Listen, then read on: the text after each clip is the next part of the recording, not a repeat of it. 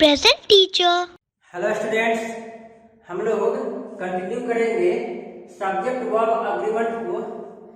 Subject verb agreement में क्या होता है, हम लोग सब्जेक्ट और वर्ब, कौन सा सब्जेक्ट आएगा, कैसा सब्जेक्ट आएगा तो कैसा वर्ब लगाएंगे। ओके, इसके कुछ रूल्स हम लोग पिछले वीडियो में देखे थे, 5 रूल्स देख चुके हैं। आइए नेक्स्ट रूल देखते हैं क्या है।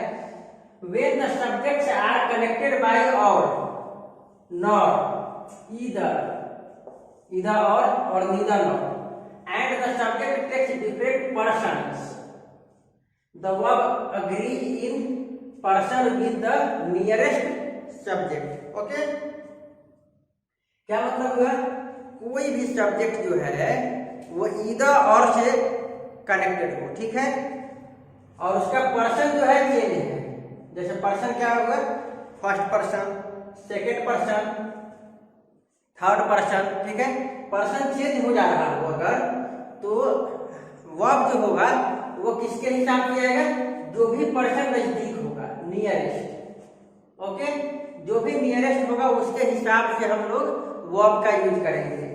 Example, either he or I am to blame for his mistake, ठीक है। अब यहाँ पे देखिए ईदर और से क्या क्या कनेक्टेड है, ही और आई, ये अलग अलग पर्सन है ना, ही थर्ड पर्सन है और आई फर्स्ट पर्सन है, ठीक है।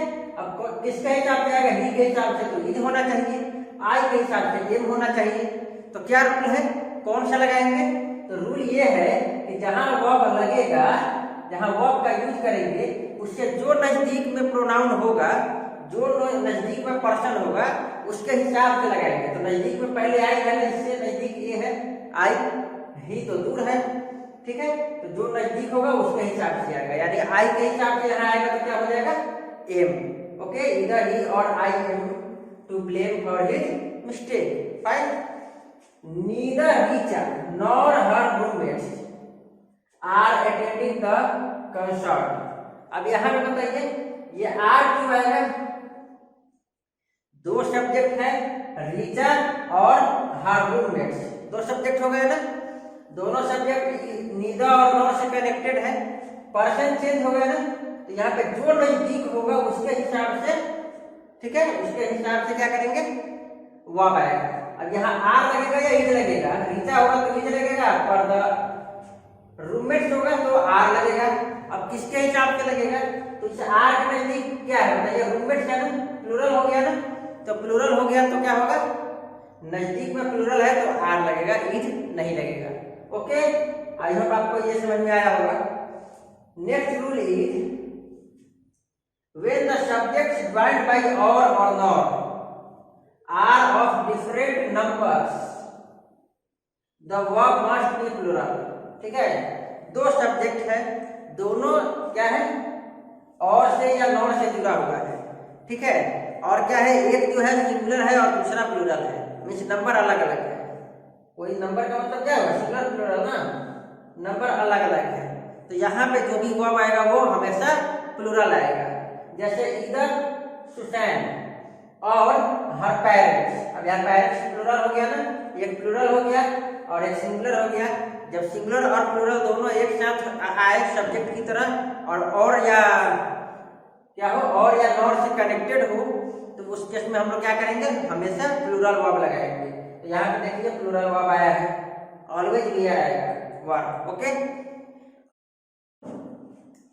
चलिए next rule is if two or more singular subjects are preceded by either of, neither of, each of, everyone of, many of, none of, nobody और somebody, इन सब से अगर कोई भी सब्जेक्ट कनेक्टेड हो, ठीक है, तो वर्ब हमेशा क्या होगा, सिंगुलर होगा। ओके, कोई भी सब्जेक्ट जो है इससे पहले क्या हो, ईदर होना चाहिए, सब्जेक्ट से पहले क्या होना चाहिए, ईदर हो, ईदर ऑफ हो, नीदर ऑफ हो, ईच हो, ईच ऑफ हो, ठीक है, एवरी वन ऑफ हो, मेनी ए हो, नन हो, नन ऑफ हो, नोबडी हो या समबडी हो, सब्जेक्ट से पहले। तो क्या होगा, हमेशा वर्ब सिंगुलर होगा, याद रखिएगा। ओके, जैसे every one of, us is working hard. अब यहाँ सेंटेंस क्या हो रहा है, एवरीवन ऑफ से स्टार्ट हो रहा है ना, ये अस तो प्लूरल है ना, अस तो प्लूरल है, लेकिन इस सब्जेक्ट से पहले क्या है, एवरीवन ऑफ। एवरीवन ऑफ देखिए यहाँ है ना, तो एवरीवन ऑफ से अगर कोई भी सब्जेक्ट से पहले एवरीवन ऑफ हो जाए, मेनी या हो जाए, ठीक है, इनमें से कोई भी हो जाए, तो सब्जेक्ट जो होता है उसको सिंगुलर मानते हैं और उसके हिसाब से हमारा वर्ब जो है वो भी सिंगुलर होगा। Okay, next rule is a collective noun takes a singular verb when the collection is taken as a unit. ठीक है, कलेक्टिव नाउन आप लोग पढ़े हैं ना, नाउन में, कलेक्टिव नाउन में क्या होता है, एक से ज्यादा सिमिलर टाइप्स ऑफ थिंग्स को हम लोग एज ए ग्रुप मानते हैं और उस ग्रुप को जो नाम देते हैं उसको हम लोग क्या कहते हैं, कलेक्टिव नाउन, राइट। तो कलेक्टिव नाउन अगर सब्जेक्ट की तरह आए एज अ यूनिट, एक सिंगल यूनिट की तरह, कैसा, एज अ यूनिट, तो उसको हम लोग सिंगुलर मानेंगे और वर्ब जो होगा वो भी सिंगुलर होगा। लेकिन a plural verb is used when the collection is thought of a separate entity or individual।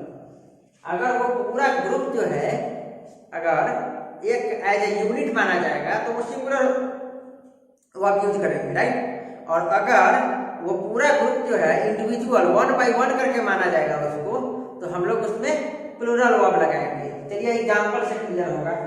The jury were divided in their decision. Okay, jury क्या होता है, कोई भी जो मामला होता है, केस होता है, तो उसमें कुछ 2-4 पर्सन को हम लोग इकट्ठा करते हैं, वो डिसाइड करते हैं, ठीक है, कि क्या करना है, ठीक है। तो जूरी कुछ उसी टाइप का होता है, ठीक है। तो यहाँ पे क्या कह रहा है, the jury were divided in their decision. यहाँ पे जूरी जो है, यहाँ पे देखिए वर लगा हुआ है। अब ये देखिए, the jury was deciding on the verdict. Verdict means निर्णय, ठीक है, क्या निर्णय होगा वो डिसाइड कर रहे थे। तो ये बताइए, यहाँ पे वर, यहाँ पे वाज आया, ऐसा क्यों? क्योंकि यहाँ पे जूरी जो है, जूरी में जितने लोग हैं सबका वन बाय वन बात किया जा रहा है। कैसे? The jury were divided in their decision. Decision में सब लोग का मत अलग अलग था, ठीक है, ये कहना चाह रहा है। इन देयर डिसीजन, सबका मत अलग अलग था, सबका ओपिनियन अलग अलग था। तो यहाँ पे भले ही जूरी एज ए यूनिट आया हो, as a team, as a collective noun आया हो, लेकिन यहाँ पे सेपरेट एंटिटीज के रूप में काम कर रहा है। यहाँ पे जितने भी उस टीम में है, उस जूरी में जितने भी पर्सन है, वो सब क्या कर रहे हैं, सब अपना अपना डिसीजन दे रहे हैं, अलग अलग। ओके, अलग अलग डिसीजन दे रहे हैं, इसीलिए क्या हो गया, प्लूरल आएगा। अब अगला देखिए, the jury was deciding on the verdict. एक जूरी बनाई गई है और वो किसी केस पे अपना वर्डिक्ट देगी, वर्डिक्ट सुनाएगी, ठीक है। अब यहाँ पे बताइए, जो भी वर्डिक्ट सुनाया जाएगा वो सब लोग उसमें सहमत होंगे ना, तो एज ए यूनिट है ना, सब अपना अपना ओपिनियन नहीं दे रहे हैं, सबका एक ओपिनियन होगा, सब जो है एज ए यूनिट काम कर रहा है। यहाँ पे जूरी तो एज ए यूनिट काम कर रहा है, तो ये सिंगुलर की तरह काम करता है और इसलिए यहाँ पे वाज लगेगा।